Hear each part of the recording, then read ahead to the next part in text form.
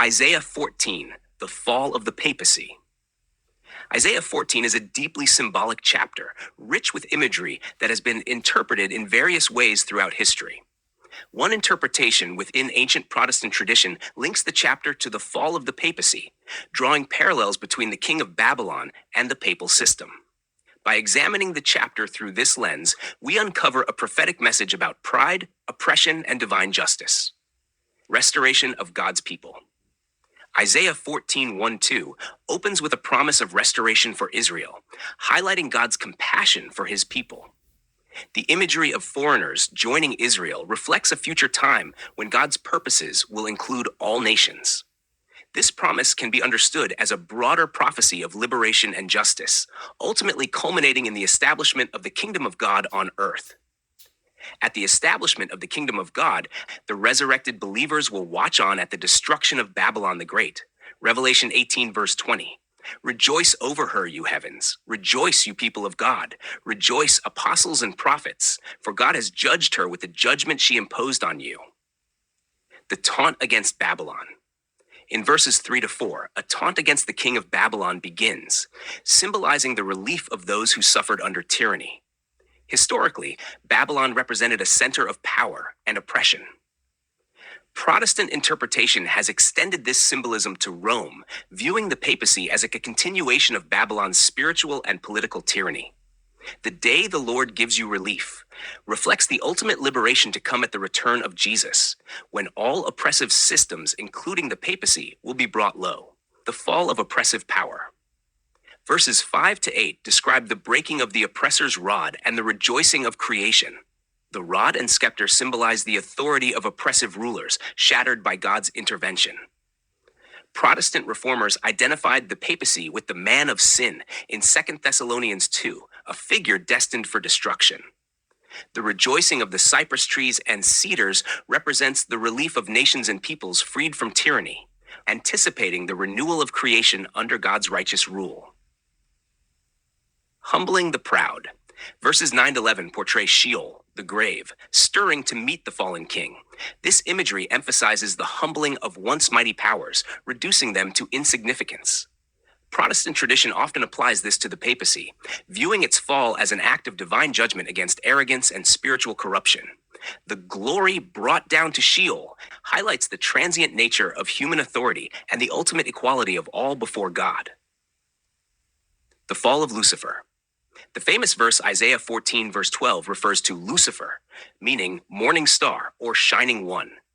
While later traditions associated this with Satan, the Hebrew text refers to a human ruler. Protestant interpretation equates Lucifer with the papacy, emphasizing its fall from a position of power and self-proclaimed glory. The prideful claims in verses 13-14, such as, I will ascend to heaven, and I will make myself like the Most High, align with critiques of the papacy's claims to spiritual and temporal supremacy. The concept of heaven in biblical literature is multifaceted and can refer to various meanings beyond the celestial realm. For instance, in Lamentations 2:1, the fall of the daughter of Zion is described as casting down her glory from heaven to earth, signifying a loss of status and dignity. In Isaiah 14, verse 12, heaven metaphorically represents the lofty position and authority of the ruler, symbolized by Lucifer. The imagery of falling from heaven underscores the dramatic and irreversible nature of the ruler's downfall, portraying it as a divine judgment against pride and arrogance.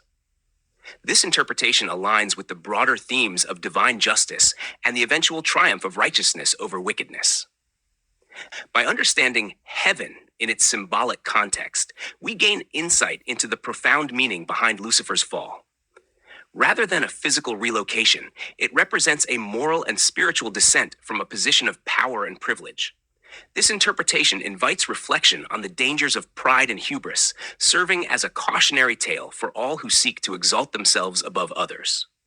The astonishment of onlookers, verses 16-17, describe how the downfall of the once powerful ruler astonishes and humbles onlookers.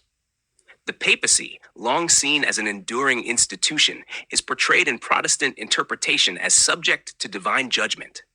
The oppressive actions of the papacy throughout history, likened to making the earth tremble and overthrowing cities, find their end in God's justice. total disgrace and judgment. The final verses, 18 and 23, declare the utter destruction of Babylon, symbolizing Rome and the papacy. Unlike other rulers who receive honor in death, the papacy's symbolic corpse is cast out in disgrace. The destruction of Babylon the Great, as referenced in Revelation 17 to 18, signifies the end of spiritual corruption and tyranny. God's sweeping broom of destruction reflects his ultimate triumph over all forms of arrogance and injustice. Conclusion.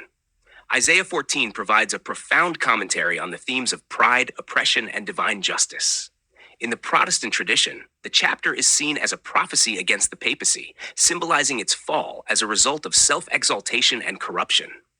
The imagery of Lucifer falling from heaven underscores the dangers of pride and the transient nature of human authority. Ultimately, the chapter points to God's justice, the liberation of his people, and the establishment of his righteous rule, offering hope for the triumph of truth and humility over arrogance and oppression.